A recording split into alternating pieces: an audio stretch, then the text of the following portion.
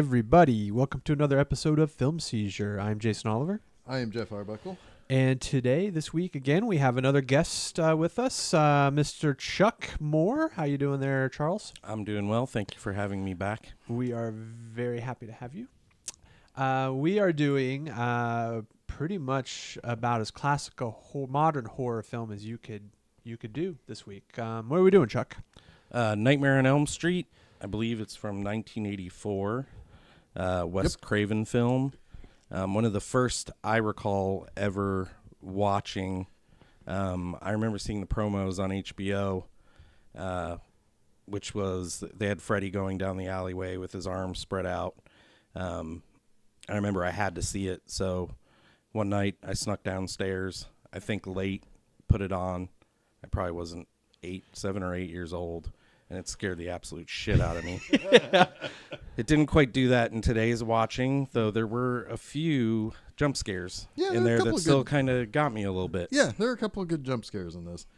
I kind of have a very similar story. Now, because I had older brothers, I got to see a lot of horror movies when I was little, but this was one that I specifically remembered. It was on, it must have been like HBO or whatever, like early in its existence. It was on, and I watched it with one of my brothers or two of my brothers, something. And I remember going to bed that night and then waking up like in the middle of the night or something, my closet doors open. I didn't usually keep my closet doors open. So it's like, I don't know if I dreamt that or if my brothers were that really they weren't the type to mess with me, you know? So I don't know, maybe I did open it and didn't close her or something. I don't know, maybe Freddy Krueger. Yeah, it was probably Freddy Krueger. Probably Fred. Yeah. I mean, yeah. I mean, Fred Krueger. Right. That's who it was. The Fred Krueger. The Fred Krueger. Which is just, Fred Krueger was just the chiropractor down the street who just happened to like hang out in people's closets. Freddy Krueger is a figment of our imaginations. Yes. Yeah. The first is he though? Or is that what he wants you to think he is? Isn't that why this movie's scary? Is because he's like he gets you when you're most vulnerable. Yeah. You're not having the safest sleep, as it were. Right. Yes. The Safest Sleep, which is the band name that I came up with for some emo rock group. Yeah. The Safest Sleep. The safest sleep would be if you were being monitored at a sleep study place. She should have been like, yeah, fuck it, I'll go to sleep. This is probably the only sleep I'm going to get that's going to be totally, fully monitored. It's the safest sleep. Anyway. That's the full name of your band's first album. Yes. Yeah. It's all in the liner notes, maybe. My experience with Nightmare on Elm Street was actually I saw the third one first. I would have been like 8 when that came out, and I saw it on home video, and that's when I first started to really kind of hear about Freddy Krueger, because I think I was in elementary school, and people would talk about Freddy, and there were the older kids that I carpooled with that would always talk about, Nightmare on Elm Street, Freddy Krueger, and they would tell like the whole movie. Right? And so I knew the movie of Nightmare on Elm Street through the mouths of the teenagers that I carpooled with, which is kind of a weird thing, right? So you heard it from the mouths of babes? Yes, indeed. And it still scared the shit out of me, right? Like I would go to sleep and I wouldn't have my back to the wall because I was afraid Freddy would come out of the wall and grab me, right? Like I was terrified of this movie and I hadn't even fucking seen it, right? And then when I finally saw part 3 on home video, I might have been 10 when I saw it. Yeah, it was just like, oh my God. And then I don't even remember when I saw the original. But yeah, it was kind of like a weird backward experience for me. Like I was sort of like told the legend of Freddy before I saw the movies, and I was just as scared. It's very likely that by the time I saw the first one, I may have also seen the second one. Like they may have played them back to back or something on HBO one night or something. Because like I remember the second one just as vividly as seeing it as a kid as I did the first one. But yeah, I think this is kind of these 80s horror movies, I always like watching them. I always like talking to them because it's like, yes, they were R-rated, and yes, they were meant for like teenage and young 20s crowd, right? They were totally hooking the kids too. Like, oh yeah, they wanted they wanted those kids watching it too. Well, Freddy Krueger especially, of all of the big slashers, was the one. I mean, there were so many toys and Halloween costumes, everything that were targeted to the trick-or-treater crowd, you know? Right. Yeah. I mean, yeah, Freddy was for the kids, for sure. And it played on all of those kid fears. Like this movie just doesn't play as scary for adults as it does for young, like teenage kids or younger even. Right. It's like the monster in the closet, like you mentioned, or you check under your bed. Yep. All those things that freaked you out as a kid. That's what Freddy was, Yeah, for sure. he embodies all of that. Yeah, Absolutely. and he might have given me some of those fears instead of playing on them. Yeah, isn't that funny? Yeah. That's absolutely right. Yeah, that's which the way came it was first, for me. the chicken or the egg? Yeah, kind of thing yeah, there. the monster in the bed or whatever. Yeah, Right. it was Freddy Krueger for me. Right. As a kid, absolutely. Yeah, I mean, I was always much more into Friday the 13th and Halloween, but but to me there was always that idea of like the silent stalker that, well, almost like not so much a silent stalker, but like you see Michael Myers or Jason Voorhees coming at you, what are you gonna do? Right. Well, you run. Right. That's the only, but that's only going to go so far. You know, it's like, I think to that point, the stalker horror of I mean, Halloween is still my favorite horror film, and it's still the one that can still get under my skin as an adult. And it's the movie that as a kid scared me the most while I watched it. Oh, yeah. It has the scariest scene I've ever seen in that film, I think. Which one? When Jamie Lee Curtis is sitting down after she thinks Michael's dead, and he just sits up in the background. Yeah. And that's what it is about those films specifically. The first Friday the 13th and Halloween is that there was a lot of reality there. There wasn't anything that couldn't happen. Sure. Necessarily. Yep. So while Nightmare on Elm Street would scare me, there was a part of me that knew it wasn't real. Yeah. Halloween, Friday the 13th, at least the first one, it could be. Yeah. It could be sure. real. I think that for me it was that, yes, and while watching Halloween, I would always it would scare me so badly, but it was Freddy who gave me nightmares, right? It was Freddy who, when I was going to sleep, you know, when you're at your most vulnerable, and all the creepy shit in your room is seeping into your head, and your mind is racing, Right. and you're trying to go to sleep. He was who scared me. He was my boogeyman, right? Yeah, I didn't think about Michael Myers. I was like, fuck, I gotta go to sleep. But fuck, I'm not safe if I go to sleep, right? Yeah, he messed me up. Yeah, because he was outside of reality and could affect you at any time.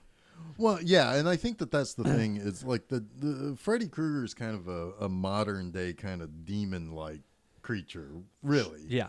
You know, Demon, yeah. There is a little bit of a grim fairy tale idea to him that, you know, the parents did something. So, yeah, I mean, like, the parents tracked down a child murderer. This was before there was ever even any thought of adding the extra layer that he might have Molested them. might have been a molester. Right. Because you didn't need that. It's like, at that point, it's like, you don't really need that part of the story. You just need, he killed kids. Right. Then then the parents tracked him down. And so to get his revenge, he's taking his revenge on the parents' children, not the parents directly. Yeah. Right, because that's going to hurt them more long term. Right, exactly. And it's like his thing anyway, right? Yeah, I mean, it's what he was doing in the beginning, Right. for sure. Yeah. Yeah, so it's like it is a little fairy tale like the idea of like the attack the parents through the children as opposed to to the just directly haunting whoever it is that that is trespassing or harmed you.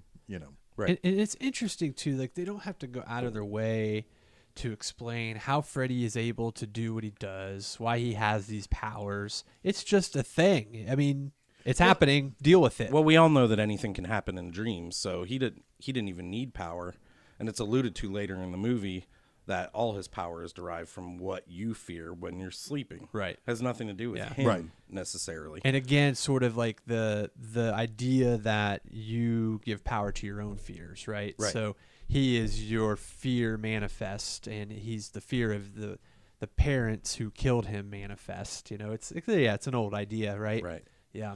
Well, the one thing you brought up that I think bears to be talked about, and especially with like some of the horror movies that we've seen later, particularly more current, when Nancy's mom is explaining what Fred Krueger is, and the whole story of how it was the child murder and the parents stalked him and burned him and killed him, and you were like, because it's just basically a static shot on the mom explaining the story while holding his actual weapon in her hand, and you said that this is something that wouldn't have even been that scene could not exist anymore. No. That instead of they would have shown some sort of flashback, or they would have taken the time. I said they probably would do it during the credit sequence, like basically removing all of that mystery and all of that lore from it by just showing you. Or they would even hold all that exposition to the end. It's like, oh, you're finding out all of the twists and turns at the very end of the movie, because it's all going to happen now at the end of a movie. Right. This movie has no twist. Nope. It's straightforward. Like, yes, the end is kind of a twist, but I feel like the end was a little bit tacked on to say, hey, if it's popular enough, we'll make another one. Right. Yeah. But I mean, the end is somewhat of a twist, but there's no like plot twist that happened. Like, oh, we thought we killed him, but they never found the body, and it's like he couldn't have escaped. Right. He's dead. The dude's The dead. dude Fred's is dead, man. What's happening is inexplicable, but it's happening. Right. Right. Yeah. Right. It is supernaturally happening. Yep. Speaking of the parents, Nancy's mom is such a train wreck in this film. She is. She was the least reliable person, I think, that could have told Nancy what happened. And I think that Wes Craven knew it, and that's why he gave her the glove, because then you have to believe her. Oh, God, that's a really good point. Yeah. Because if she just told her this shit, you'd be like, whatever, you're drunk. You've been drinking vodka for the last 7 days. You're crazy, too. Yeah, that's interesting. That it's kind of got to come from her, but how do you believe what she's saying? And the glove kind of does that. Right. Yeah. Yeah, because so then you have the estranged father, the John Saxon role. The Al Michaels. Yeah, he totally looks like Al Michael. This is an episode of Monday Night Football. Yeah, you guys gone are wrong. both like off and on humming the Monday Night Football theme while we were watching this Dun, dun, movie. dun, dun. It's better when you hum it. Yeah, it's way better when you do it. No,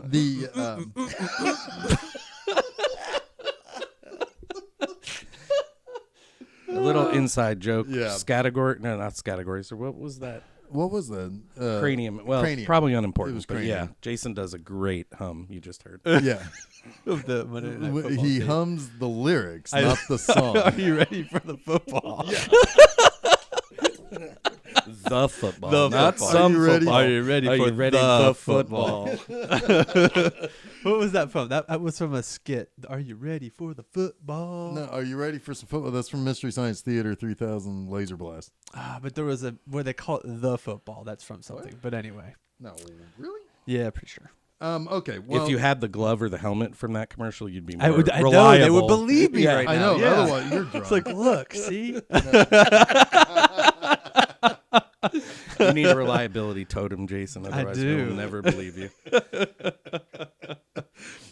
So John Saxon, like, he's like absent father, but also, The good parent? well, I mean, he's protecting her from something that she doesn't need to know about, right? Right. He's not the one to tell her about what happened. In fact, even when Nancy says something like, "I know who it is. It's Fred." He's like, He has a bit of a look. There's some recognition in his eyes. but I agree. It's almost like, well, that's just crazy. Like, yeah, how do you know he about doesn't this? believe that there's anything to it at all. Right. Yeah. Yeah. Well, he believes it by number 3 when he comes back and he realizes that, yeah, his wife is dead. Well, he saw some shit at the end of 1, man. She's like, even Nancy's like, you believe me now? He Yeah. never actually answers. He doesn't. Yeah, he is like, He's a bit stunned. yes, Yeah. Yeah. stoically stunned. Yeah. And then he's kind of going into damage control. Yeah. And I always like that at the end, too, where Nancy's kind of like, I know how this looks, Dad. She doesn't say that, but she says it sort of with her voice. Right. And she's like, I'm okay. He goes, is like, we got to start doing some damage control because nobody's going to believe that shit. Right. Yeah. Yeah. Yeah. It's yeah, he's seen some shit.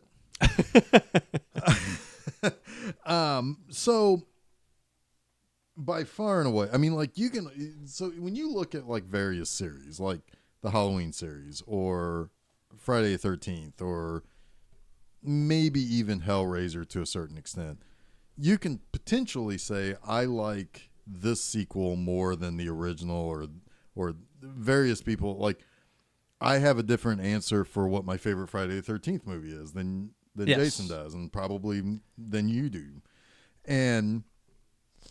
But this one, this is the series where it's like, it's all downhill from here. Like, it's like, Down. It's more It- more a bumpy ride with Yeah, with a couple peaks and a lot of crashes. There were parts of some films that were really good, but I don't know if there were any that were good end to end. I don't even know if this one I'd consider any more good end to end. Yeah. But there's enough there that I still really enjoy watching it. yeah, I think, well, I guess what I'm saying is, it's like, things start to get, It's interesting because I think this franchise, if you want to call it that, has a lot of more meat to work with than Halloween or Friday the 13th. sure. You know, I mean, what do you do with that for 10 movies? Friday the 13th, You send him right? to space. Yeah. I mean, that's your you end only up putting him in alternative at space. some point. Nightmare on Elm Street's got a lot more to play with. And I think in some respects, they did play with this idea in really interesting ways and in some really bad ways. Dream Warriors. Dream Warriors, yes. But if you look at 2, it's a pretty interesting idea. 1, 2, and 3 are fine, but still, like, I wouldn't say that 2 or 3 is as good as the first one. I would agree. The only one I could possibly make an argument on that is as good or better is New Nightmare. Sure, but that almost doesn't even feel like it's really part of the series. It's kind of reimagining an idea from the series. Okay. You know, like, Yeah. because I mean, like, But it's otherwise it would be dependent on Nightmare on Elm Street being a phenomenon, right. But it is a real world reimagining, which is where why everybody's playing themselves. Which is why it's awesome. right? Wes Craven likes to do that because he did it with Scream too, to like make this a popularity or a cultural icon, and then it happens or whatever. But Right. I almost feel like Scream might have been his redo from New Nightmare. you might be right. You know, like he wrote New Nightmare, and it was like he just had a very specific idea that I think ended up being a lot of what Scream became, Yeah. or however reverse that. But Right. yes, because you think about the meta. I'm putting my finger quotes up. The meta horror, right? This sort of self-aware, self-reverential treatment of the movie. You know, yes, New Nightmare is dependent on the original, but it's playing on all of those ideas. I mean, he writes himself into the movie. The screenplay is writing itself as he's talking. I mean, it's a little hokey. It's almost like, did Stephen King write this? He did the same exact thing, Right. but years later, though, Right. really. Yeah, absolutely. But Yeah. it's interesting because you're right. It's the New Nightmare is playing with some ideas that I think he perfected in Scream. Right. And to the point where I think he was even using Nightmare on Elm Street as sort of the movie that he was mocking in a lot of ways. Yeah. In Scream. Oh yeah, I mean, I don't know how much of it was Kevin Williamson, how much of it was Wes, but there's definitely some pot shots at his own work. Yeah. In that movie. I always forget that Kevin Williamson wrote Scream. Yeah. But I'm sure he had a lot of input from Wes, I would assume. You would have to think. Yeah. Oh, it probably would have been a thing where it's like, well, we got this screenplay from this guy named Williamson. We're gonna option it. Somehow it ends up on Wes Craven's desk, and he's like, I want to make this movie. Then he goes to Kevin Williamson's like, hey, let's rewrite this, and I'll give you some stuff. Yeah. And Kevin Williamson's like, okay, because how are you gonna say no? You don't say no to Wes Craven. Right. Well, at least you certainly would not. But okay. but you could take the Ghostface killer out of Scream and put in Freddy Krueger Sure. easily. Yeah. And especially you mentioned, we were kind of talking back and forth about all the parallels between the two, Right. and how some of this shit and Scream is ripped right out of Nightmare on Elm Street. Yeah, the window visit with a character that looks like Skeet Ulrich, looks almost identical in features, I guess, not the same person. Oh, to Johnny Depp. Right. He goes to the window. There's at least like a correlation or a direct inference. Yes, for sure. I don't want to derail the Nightmare on Elm Street conversation so early, but didn't you have a record? Do you want to set the record straight later? Yeah. Okay. Well, we'll dip back around. Okay. I have a way to get back. Okay. But yeah, let's continue this. The Scream sort of inspiration.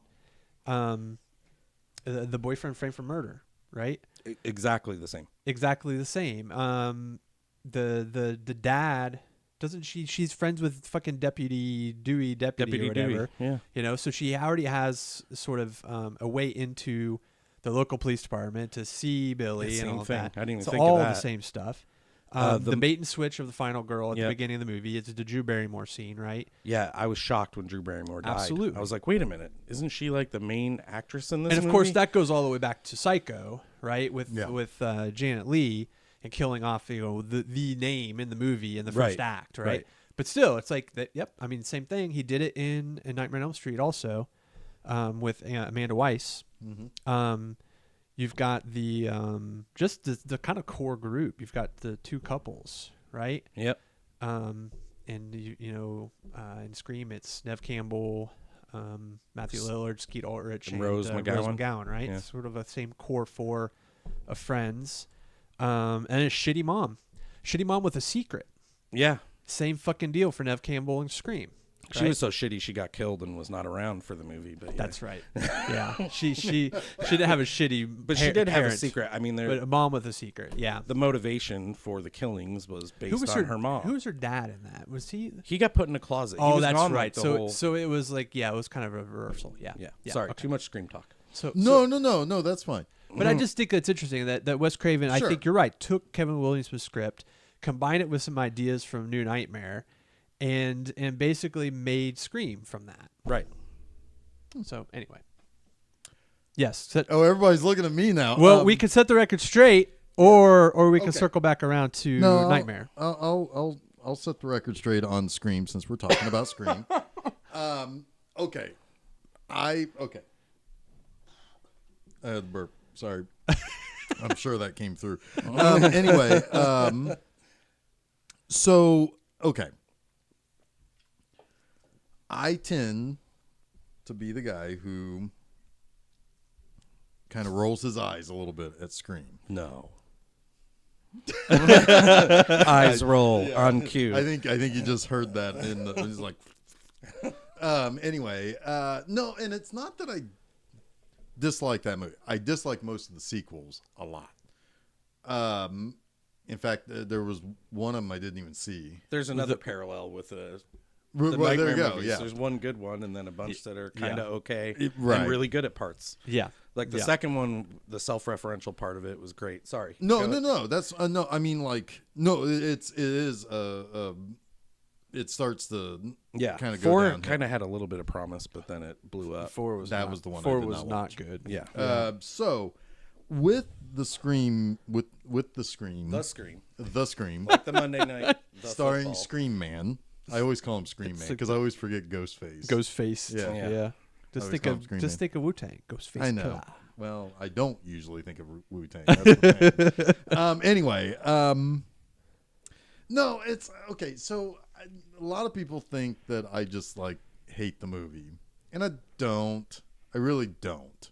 You're doing a good job of convincing us otherwise. No, I like the first Scream a lot. My problem is twofold. One, they claim that there's a lot of horror movie rules. That is not really true. Some are certainly tropes or cliches, but a lot of them are not actual quote unquote rules. I think you're splitting hairs, though. You know, if they call them tropes in the movie, half Right. the people would be like, "What the hell is this guy even talking?" And you about? also have to kind of come at it too from who's the one that's telling us these rules. It's like kind of a goofy guy who thinks he knows it all, like film nerd, right? But yeah. Wait, what are you saying there? But no, I'm not saying anything about you in particular. I'm just saying that. Hey, that I've got Joe Bob Briggs on my side on this one. He bitches constantly about the horror movie rules, the lack thereof. But his friends play him in the same way that you're playing him, right? It's like, oh, what are you talking about? Rolling their eyes, right? And that's not really the point of the movie anyway. Okay. Well, anyway, right from the beginning when I saw it, it's like that's not a rule. You know, it's like Scream made rules. That then my big problem was that every horror movie after that had to be All right. self-referential. Well, like that. yeah, okay. And it's like, okay. That's why it's like, in some ways, I was almost refreshed by the first Final Destination being like, okay, we'll play it by your rules, Scream, but we'll also smash a fucking bus into a girl and have her splatter all over her friends. That's fucking amazing. And there were like other things where it's like, yeah, I'm kind of glad these people are dying. But yeah, I don't fuck around. It's like I want people dead in movies. Anyway, give me mayhem. yes, yeah. It's like I sit in my chair like Caesar and thumbs down somebody and Kill this one next. This one needs to be hit by a bus. Anyway, my point is that Scream for me carries baggage that I don't that makes me like the movie less, and that's not fair to Scream. But I think it's a cautionary tale of placing that among the best of horror when it's really not so much the genre as much as playing off of the genre. You know what I mean? Scream is one of the only horror films I can say that I saw in the theater that legitimately scared me and made me think, whoa, I just saw something fucking incredible. I agree. My theater going experience for this movie was stellar. And I've carried that with me forever. Sure, it loses its luster. It's so dated. It's like the most 90s movie that ever 90s. Oh my God. Rose McGowan looks like the 90s threw up on her. Yes. And she looks good doing it. Yes. And the characters aren't yes. super likable, but they usually aren't in slashers. But yeah, there's something about that movie that still just kind of works. It just works. And I agree the sequels maybe not so much, but that one works for me. So Well, maybe know. we'll watch it sometime and discuss it some Maybe more. we can. Yeah, we can. We can. Fine. But let's go back to Nightmare. Well, real quick, what I was going to say, my movie sitting in the theater that legitimately scared me and I said, this is something special, is Blair Witch Project. That was a fun theater experience for me as well, but it was more like watching other people experience it than it was myself. Granted, I was in Boston and like drove right past right through Salem right after seeing that like, even though yes, it doesn't take place in Boston or whatever, there's like I was like in the middle of the witchy, Right. you know? Middle of the Well, witchy. and that movie had literally the best ad campaign or lead yeah. up that Phenomenal. you could imagine. Yeah. Like, I think the months before that movie came out were better than the actual film Yeah. itself sure, in sure. a lot of ways. Sure. The energy in the theater was what made that great for me. Yeah. And just, oh my God, Susan G was the best. My now wife, but then who knew? Her Back then, a non-person. we is had- where you we basically had- said that. we had done everything in our power to use not just the marketing campaign, but our own convincing that it was a real movie. Right. And she was totally convinced going in that what she she was believed seeing it. was going to be real. And so watching her was so much fun. And there were a lot of people in the theater that were like that. So just knowing that was fun. Yeah. I think Yeah. that movie did more for horror in a bad way than Scream did. There can, Going into, like, an a argument steady for that. cam, There's like- truth to that. You can make an argument for Yeah, that. I mean, there's absolutely truth in that. I'm not going to deny There's that. still people are still making Really Blair Witch trying. movies. Yeah. Yeah, they're really trying to And make the Like, the found footage thing is just sometimes someone finds a way to make it feel fresh again every once in a while, Well, but it's usually not so good. the problem is that it took almost 20 years to get to that. Yeah. You know, that yes, there were some found footage in between Cannibal Holocaust and Blair Witch Project. Sure. But those were the two that followed the same path of we're going to try everything we can to make this realistic. Mm-hmm. You know, with Cannibal Holocaust, even the director going to fucking court over murder before the actors had to come out of hiding and saying, no, it was fake. Right. Yeah. Whereas, you know, Blair Witch, they kind of, like, it didn't take very long before it's like, hey, this Steak and Shake girl in the commercial looks an awful lot like that missing student. Steak Right. and shit, Yeah. girl. Right. Yeah. Yeah. Oh yeah, the jig was up long before that, but yeah, I hear you. Anyway, let's circle back. Yeah, circle back. Detour done. I've said my piece. So Nightmare on Elm Street. What else makes this movie work? Like, why does it? You know, you said, Chuck, that it still mostly holds up, and I agree. It feels like it. Some of the acting really takes me out of it in this one. But what still makes it tick? Well, for one, Freddy Krueger. I mean, he's a timeless villain in my opinion. that was going to be my first answer too, because like they do a really good job of keeping him in the shadows. Yeah, he plays more to the less is better. Yes. And later on in the series, he becomes the comedic element and all that. But in this movie, he's creepy, he's crazy. He cuts himself like every time you see him. He cuts his fingers off, he cuts his chest, and the maggots come out. And like all of that, I think all of that stuff is still creepy. Like it works in a way. Like when he cuts his fingers off, like I'm like, oh, geez. Yeah, still have that squeamish like. Yeah, and feeling. he's like smiling at you while he's doing it. Yeah, It's he's like- got a crazy ass. Like Robert Englund nailed that role. Yeah. I mean, yeah, he was amazing. So that worked for me. That's probably why. I mean, the villain is why it's a phenomenon, right? Right, absolutely. Yeah. Yeah. Oh yeah, because like this works. If they never made any sequels to this is still a classic horror movie villain, and all of that, and all of what it is would be still what it is if they never made a sequel. Yeah. But yeah, I mean, like, you know, every era has a litany of horror monsters or icons or whatever. You know, it's like the 80s, they were just trying so much harder, but there were still the few that rose to the top. I mean, you know, you have, like, if you think about like Dracula, Frankenstein, and the Wolfman, The Universal. the big, well, those being Yeah. the big three.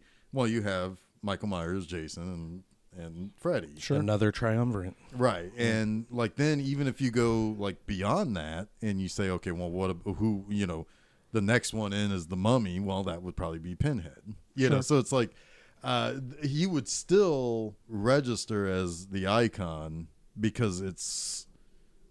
I mean, Wes Craven just hits it out of the park with keeping him effective while not focusing entirely on him and having other characters that like there's none of the kids that you really dislike. Like the first boyfriend who dies, Rod, he's kind of a jerk, but he's kind of an aloof jerk. You know, he's a jerk until you need him not to be in the story.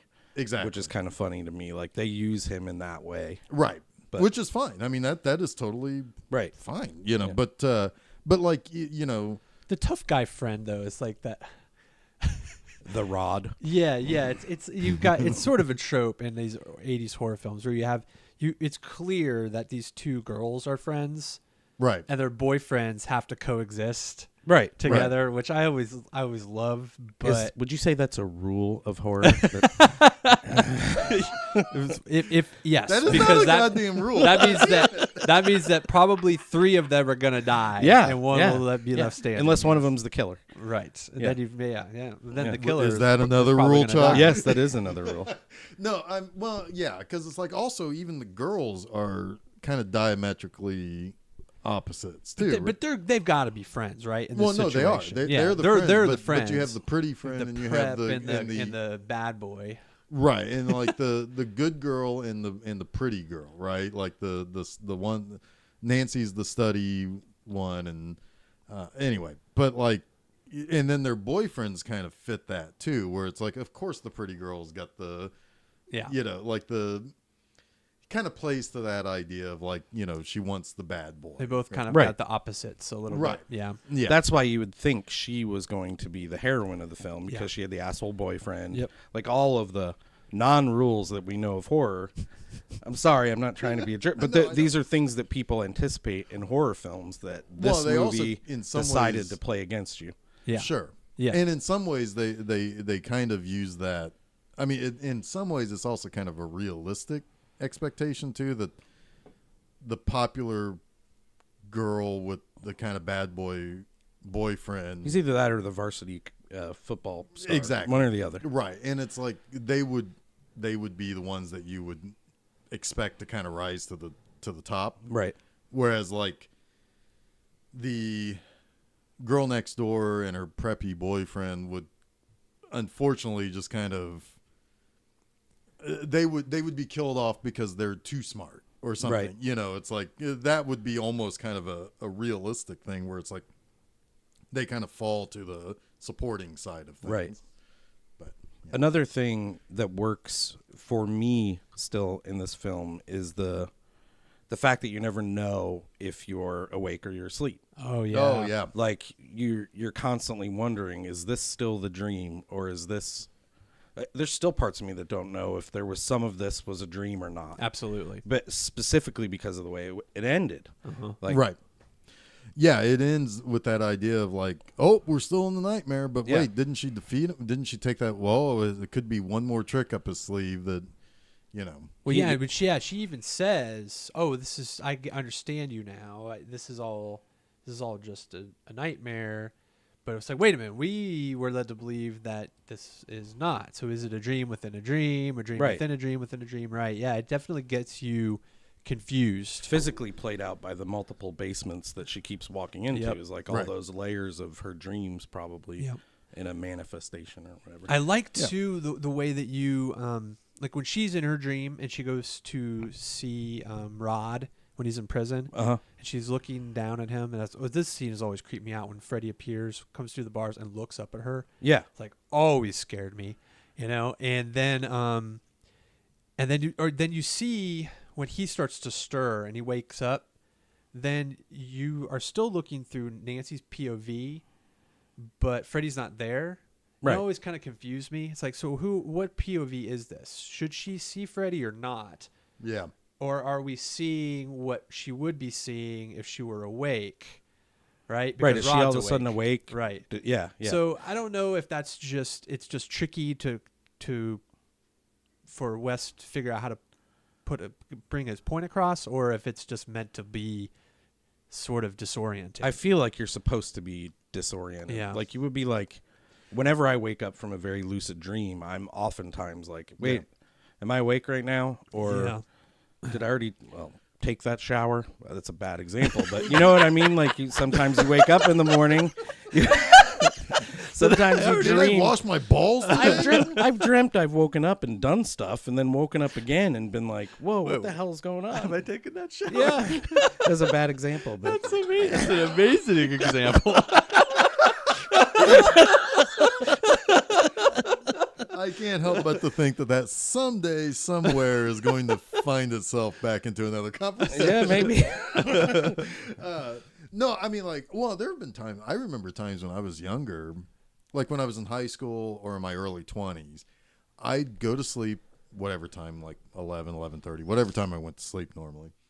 And, like, I'd wake up fully refreshed, like I'd had a full night's rest. I'd get up, I'd go to the bathroom, I start a shower, I get in the shower.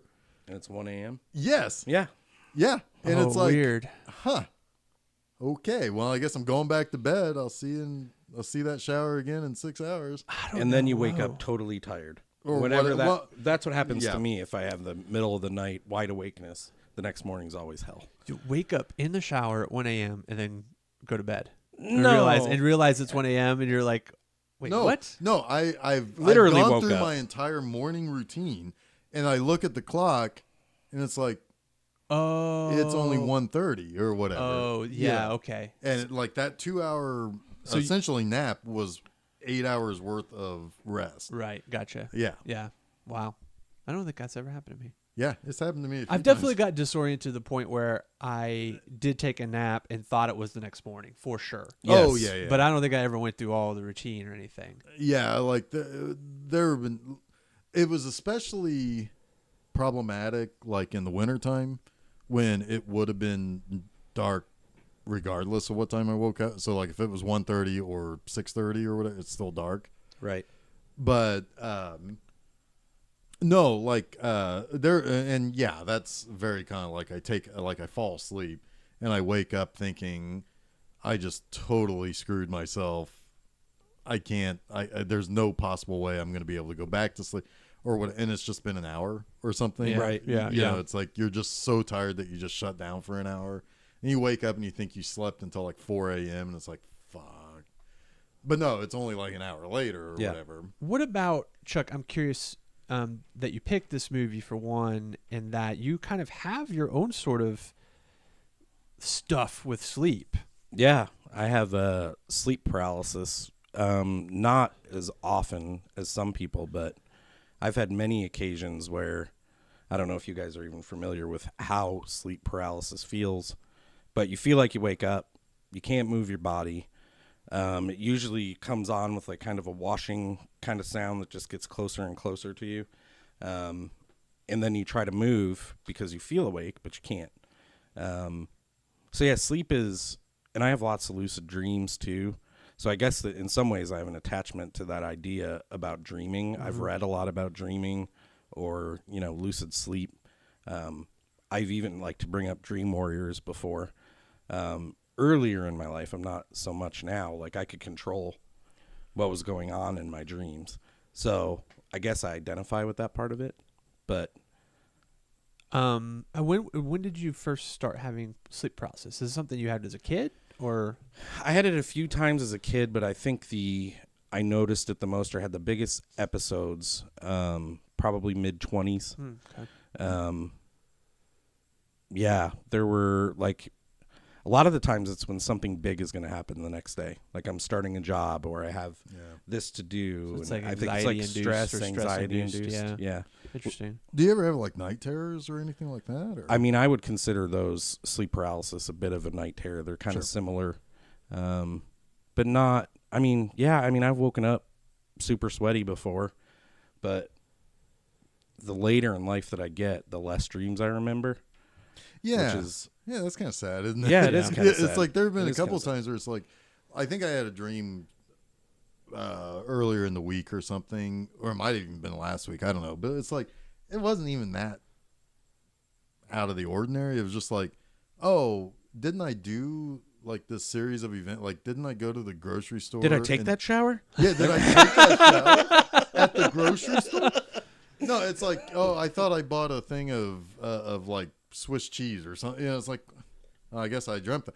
But that's like the most boring, fucking worthless dream. It's like, And then what you're happened? without the cheese. Yeah, I know. And then I'm without the cheese too. It's like, it's like, at least when I was a kid, it's like, oh, didn't I go on a date with Kathy Ireland? No. Oh, well, that wouldn't have made sense anyway. Right. It's like that. It's like that's no big deal. But now I don't have that. I don't have that fucking Swiss cheese, man. Yeah, I don't remember my dreams very often, and I used to be. Can you still lucid dream, Chuck? Because I used to when I was a kid. Occasionally, yeah.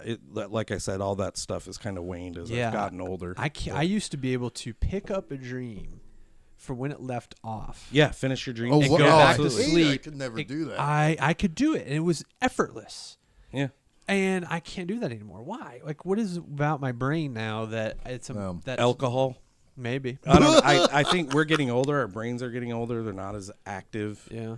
As they I used think to be. it's just the alcohol's a joke, but it probably does have something. It does. I'm sure it doesn't help. Anything we've done to ourselves probably doesn't help our brains. Yeah. So, Yeah, we grew up, lost our dreams. We became adults.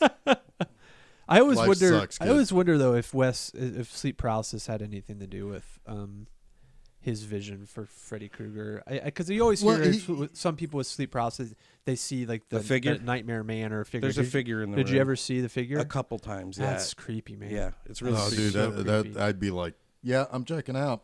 I remember the first Get the razor blade. That's terrifying. Yeah. Yeah. first time I remember I was actually in, this is kind of funny and I'm not making this up. I was in a cellar with a furnace and I was standing next to it. Nope. No, I'm telling you, I was Oh my standing next God. to it and I looked, because I always look out of my own eyes in my dreams. Yeah, I always have first person. But I dreaming, looked and too. I saw myself, like me standing there. Whoa. And it triggered the whole thing. Like it went. Whoa, you were it like went nutty. it was like the cave test from Yeah. Empire Strikes Yes, Back. yes, it was exactly that. I confronted myself and lost. Oh, that's creepy. Yeah, man. yeah, it was weird. And you were conscious, basically, right? Yeah, because when I woke up, I remembered every single moment That's of it. so bizarre. Yeah, Yeah. Ooh. Ooh. Yeah, and I always find it kind of weird because, like, it's like, as somebody who I would say has an overactive imagination, I feel like I should dream, but then again, I can just, I guess, daydream. Like, I just like, fuck this meeting. I'm just gonna think about as if I'm like, I don't doing anything else, like literally anything else. Like maybe a shower. Yeah. Sometimes it's like taking a shower. yeah, it's like, well, I know I took that shower because I'm currently on camera, and I wouldn't have been on camera if I didn't take that shower. right. But yeah, Oh. so I could just, it's like, wow, that shower was nice. I'm just gonna go back there, and just kind of zone out. Yeah, my more memorable dreams are different. Like I remember getting my throat slit and I couldn't breathe. Mm-hmm. I remember getting shot. Like and all those things were so real Jeez. to me. I think the throat slit, like when I couldn't breathe, I was probably having like apnea. Yeah. Oh yeah, at the sure. time or something, Yeah. and it just forced itself in there. Absolutely. But yeah, there's usually I'd rather Wouldn't have that- the cheese dreams. Yeah. To be Right? honest with you, I'd rather Yeah, I'd the rather cheese have the dreams. boring adult dreams now. Yeah. It's so amazing that your brain is taking that information and translating it into something in your dreams that you can consciously fight against Right. to possibly save your own life. Right. Like that is pretty astounding. Yeah, it's crazy. Yeah. So what about like recurring dreams? So, oh, by the way, I everybody have listening. the best recurring dream of all time. By the way, everybody, you guys have seen Nightmare on Elm Street or heard about it. We don't need to talk much more about the movie itself. I mean, this relates. Yeah, it but all it's all relates. related because it's like it's how we deal with Well, the stuff that they're dealing with. This is why the movie is effective. Right, Is because exactly. it everybody has weird shit with their sleep, and you can And everybody has believe weird brains. this movie isn't really all that much of a stretch from probably any nightmare anyone has ever had. Right. Right. No, probably not. Probably not. And people legitimately wake up with like weird bruises on themselves. Yeah. Like my wife, she always jokes and then that, what are you doing? Like, are you like, are you thrashing in your sleep? Are you like hitting me in your sleep? And she wakes up with like this bruise on her arm. Right. And it's like, I have no fucking clue. And she has no idea where it comes from. You know, it's Did weird. she have a dream where she ran into a door?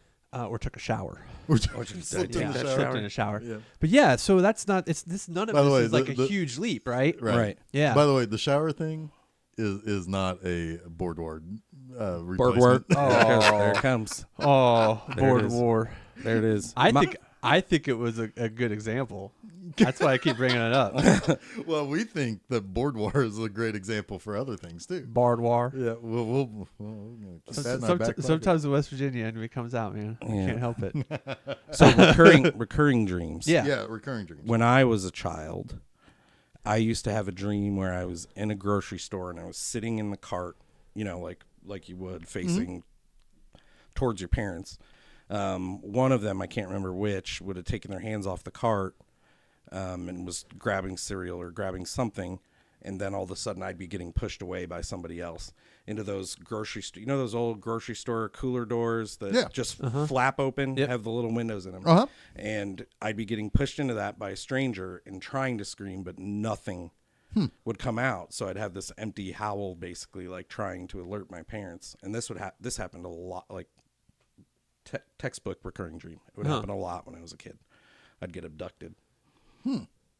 Okay. What about you guys? There was kind of like an abduction panic in the 80s too. Yeah. Yeah. Jean-Benet Ramsey, or there was Even a lot before that. Yeah. I don't even know. Well, when that was. I- I guess. well, it was the Stranger kids, Danger. The kids on Yeah. a milk bottle. Yeah. A milk carton. Milk carton, kids. yeah. You know, Yeah. that was like that was the rise of stranger danger warnings. I had two. One that I still have every now and then as an adult, which I think is the way better one. But the one that I would have a lot as a kid, I'd be like, you know, taking a massive leap with my bike off of a giant hill or something, and you just got like that weightlessness. That would happen every now and then. The coolest one though is that I would be like running like down a alleyway or like some sort of corridor where there's like places where you can duck in and hide and stuff. And I would like feel like I'm like, okay, I'm safe enough if I duck in here, I'll hide, and whatever I'm running from will walk past and like just not, you know, come to me or whatever. And what I was always running from was Darth Vader. Nice. Now, I would always wake up because like I'm hiding around like a corner. So I'm like, you know, like imagine it like when you go into a room and then there's like an instant little like little nook that you can hide in. So like there's like a double turn. Well, so I'm like hiding in there and I'm thinking like, yeah, he's just going to keep walking by or whatever. And I would always wake up when he's right around the corner and he turns on his lightsaber. It's like, I'm totally fucked, but I'm awake, but I'm fine. But yeah, that was my recurring dream. That's pretty much the Freddy Krueger replaced by Darth Vader. Yeah, it's a boogeyman. Yeah. Yeah. I know I've had the classic recurring dream, but I don't remember it until it happens. If that makes any sense. Like I'll have the dream, I'm like, holy shit, I've had that dream before. Like you immediately recognize it. It's the reverse of deja vu. Yeah, you when you're in the dream too, you recognize it as a dream that you've had many times before. But you can't take it with you. But I don't take it with me. Yeah, I know that I have them. I know that feeling. Right. I just can't remember exactly what it is in my waking life. The only recurring dream that I know and remember is I have a fucking Critters recurring dream. That fucking movie, man. Color me shocked. Yeah, right. that Well, fucking I got movie. the Star Wars one. I so would yeah. have them all the time, and I still have them to this day. Where I'm in the farmhouse and I'm with Rusty and the fam and the Brown Man, family, you get to hang and out we with- gotta fight the critters. I mean, I had that dream 100 times as a kid, and I still have one every now and then. That's all. Do you like wake up like laughing? No, they're actually scary. Okay. That's the thing about them is they're legitimately scary like, shit. There isn't. I'm not really having a good time while I'm in the dream, but I'm also aware enough that it's a Critters fucking dream, and I have fun with it too. If that makes sense. Sure. Sure. Like I'm lucid enough to where it's like, all right, I know what's going here. This is Critters. Critters. But it still is like that feeling that I got the first time I watched Critters is there. Yeah. Which is weird, but I have okay, so this is another kind of dream story. This is a one-off dream, Critters. but it's fucking critters. But this was just a one-off. But the circumstances around it and what happened after is hilarious, or at least it was to me. So the first time, so I used to take Ambien for just to have a restful consecutive sleep so I could wake up refreshed or whatever, right? So the first night I ever took it, and it's like you always hear the horror stories about Ambien makes you lucid enough to do things that you're not aware that you're doing, like drive a car or whatever. But I never had anything like that. Have but a pillow fight with Will Ferrell. That did happen, and that was weird because I was only in my underwear. Make tweets on Twitter and get fired from your show. Oh God, yeah, right, exactly. It's perfect. Yeah. No, Roseanne, this is how this really works. So what happened was I took it for the first night, and I'm out. Like usually it would take anywhere from 30 to 60 minutes, and I'm out. And the first night I ever took it, I had this dream where I became friends with a guy who had no arms or legs. He was just a torso and a head, and he was attached to a little skateboard, and he was like my buddy. It's like I stood up for him and everything. Did he say, "I have no legs"? No, I have no legs. I hate that fucking movie. No, I don't know. But he was just like a little dude, and then people would dude, or whatever, and it's like, dude, it's not cool. Come on. And I would have a little, I would tug him along on a little rope on a skateboard thing, right? Oh my gosh. And he would tell jokes and stuff or whatever. It was so bizarre. I woke up, and it's like everything flooded back into my memory of what that dream was. I woke up laughing my ass off. And I was like, if this is what Ambien is, this is awesome. Sign me up. Yeah. And it never happened again. Yeah. But no, it's. I used to wear nicotine patches before I went to bed, so I'd have crazy dreams. Oh yeah. So I always said not to wear them at night. Yeah. But yeah, vivid dreams. Yeah, I wanted them. Did you ever get them? Oh yeah, you get the craziest fucking dreams, it's real psychedelic stuff for real. Yeah. Yeah. Well, all right. So, final thoughts on Nightmare on Elm Street, movie or series? What do you got? I don't know. I mean, I like this movie still. I enjoy it. The music is so good. Yes. The theme to this movie keeps it spooky in a lot of ways. Yeah, it's like 7 or 8 notes that play. Yeah. Very simple. Kind of in the model of the Halloween. Not A little bit. Doesn't sound like it, but the sparse notes and stuff like that. Kind of the piano keys. Yep. Yeah, absolutely. There's a lot of really, I think, the cinematography, I think, is really good. A lot of shadow work. A lot of practical effects, A lot of practical effects. The stairs, when she runs up the stairs and they're sticking to her, all practical and looks so cool. Yep. Yeah. Yeah, and or when he's coming through the wall, that's just a piece of rubber that they Yeah. how are we going to do it? And it's just, stick his face in it. And I love how they have her knock on it after to show that it's a wall to kind of keep you in that illusion. Yeah. It's not for her, it's for us that she's knocking on it. Yeah, and it's like, wow, that's really cool. Because the remake, I think, did it with CGI and it looked really bad. Yeah. Yeah. No thanks. But Buckets of blood. Lots of blood in this movie. Yeah. I mean, just the Johnny Depp blood. Yeah, Johnny. Bloodletting. So that's probably one of the funniest things that we talked about while we watched it. So, of course, the big iconic death scene in this movie, above all others, of maybe the entire series, honestly, is Johnny Depp falling asleep when he's supposed to be helping Nancy, and he gets sucked into his bed, and then all of his blood and stuff goes shooting up into the ceiling. Again, using a set that they used earlier in the movie, and they just turned it upside down. Right. And so that scene too, where Amanda Weiss is being dragged across the ceiling, is I think just as iconic. I mean, well, sure, but it's most the first thing I think of with Nightmare on Elm Street isn't Freddy. It's Johnny Depp's gusher. Gusher. Yeah. Upside down gusher. That they bring an ambulance and a gurney. For Exactly. That's the best thing ever. It's like, why are you bringing the ambulance? It's like, bring a bucket. And a mop. Janitor. Yeah, they need a janitor. They need Freddie. You clean up this mess you made, janitor. Okay, bitch. I'm your cleaner now, Princey. Yeah. But no, it's like, yeah, it's just the thought of, because then the other thing that happens, like, you know, John Saxon goes in there and looks, and he comes out and he talks to another guy. He's like, has the coroner seen this? Yeah, he's in the bathroom. He's like Throwing up. puking. Yeah, he's Yep. like, can't stop puking after seeing. Oh.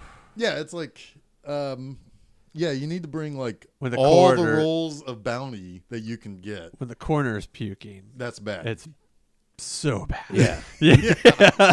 And then the ambulance lights up and drives off. Like it has something in there that's important. It's just a bunch of canisters of Johnny Depp. Yeah, it's that blue bucket they put under the hole in the ceiling. Yeah.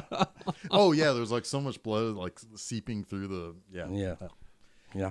No, that's good stuff. This is a movie that I am happy to watch whenever I see it's on TV. Like when AMC does their Halloween thing. Yeah. They always have a day of Nightmare on Elm Street, and I'm always like, "Oh, did I catch the first one or the first three at least?" Yeah. This one I'm always happy to watch whenever it's on. Yeah, it's a great film. One of my final thoughts, I think, is just a line from Nancy's mom when she said, "Maybe you don't think murder is serious." That just it just cracked me up. I didn't have any practical way to bring it up while we were talking, but I had it written down, and I think it's phenomenal. It's the funniest line of the movie, Yeah, honestly. Maybe you don't think murder is serious. It's like, Mom, it's not what I mean. It's just like, oh, it's a perfect representation of their relationship and how shitty a mom that mom is. Yeah. Well, I love it too. Just to drag her through the mud a little more, when Nancy's dad is yelling at Nancy, he's actually he's sitting on the desk and he's like, "I can't believe you were here and here and here," but he's actually looking at her mom the Yep. whole time, Right. Instead He's of Nancy. blaming it all on her. Yeah. Which Yeah. honestly goes Which a long makes- way to understanding why she would buy all the bars and shit. Right. Because she's getting all the shit from obviously this man who they don't have the best relationship. No, Let's just no, say that. no. Yeah. Her mom is pretty crafty too. Like we talked about how Nancy did the Home Alone setup in like 5 minutes. Yeah. Well, I don't know if she put all the bars up, but that happened in like 5 minutes too. So this Well, family she- does shit quick. That morning, she's that or they have drunk a in her great pajamas. contractor. yeah, Then, great. then Nancy goes out and hangs out with Johnny Depp, and she buys the book for the booby traps. She comes home at dusk, essentially. The bars are up, and Mom is still drunk in her PJs. yeah. So you can do a lot in your For PJs. a lush in her PJs, she gets shit done. And you can explain all that away. Maybe it's because Nancy was dreaming. That's why she was able to do that stuff be. so quickly. She wasn't really awake at that time. Hey, but I who mean, knows? this could tie back to our Videodrome. At which point is she dreaming, and what point is real? You know? Right. Yeah. Which again is, to Chuck's point, is kind of why this movie really still works, is that uncertainty. Yeah. Yeah. Whereas all of that is in a few movies gets flushed down the toilet for a wisecracking scar man. Yeah. Yeah. Yeah.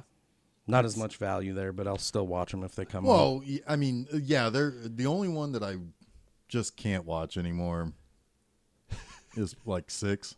That's the Freddy's Dead, right? Yeah. 5.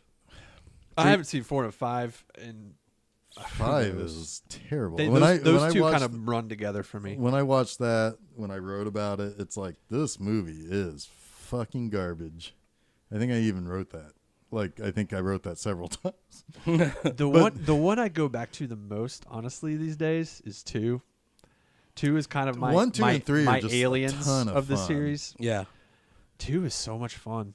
Yeah, 2 is it just goes crazy basically. Yeah. Yeah.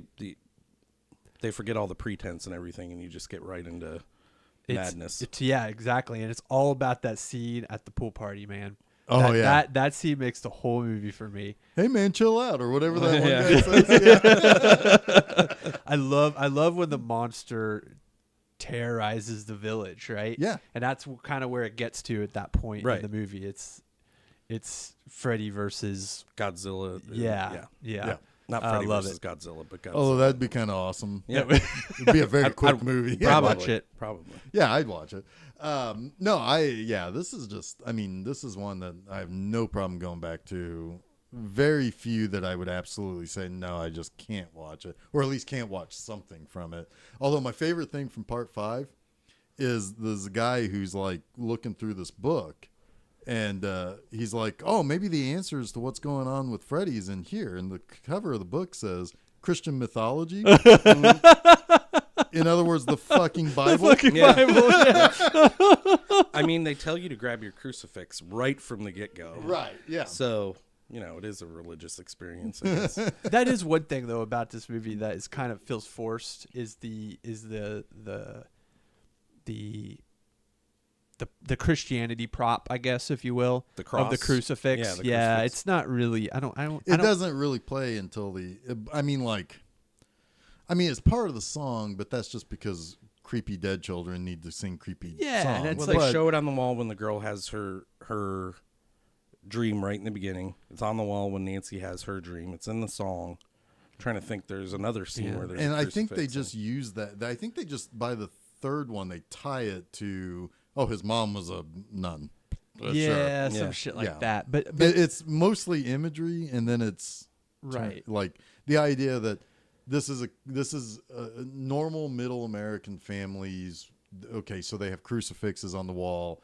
They do nothing for them. Right. It's This really isn't going to help you. And, Right. and the old nursery rhymes, they were there to ward evil spirits away, but they don't really do anything other than honestly give those evil spirits more life in the sense that you're keeping the fear of them alive. Right. Right, which is part of the Freddy versus Jason part, where Yeah. it's like he's got to use Jason to get people to fear him again. Yeah. I don't know what his plan really was, but It didn't matter. didn't really matter. Monster That's not fight. why we were there. Nope. Right.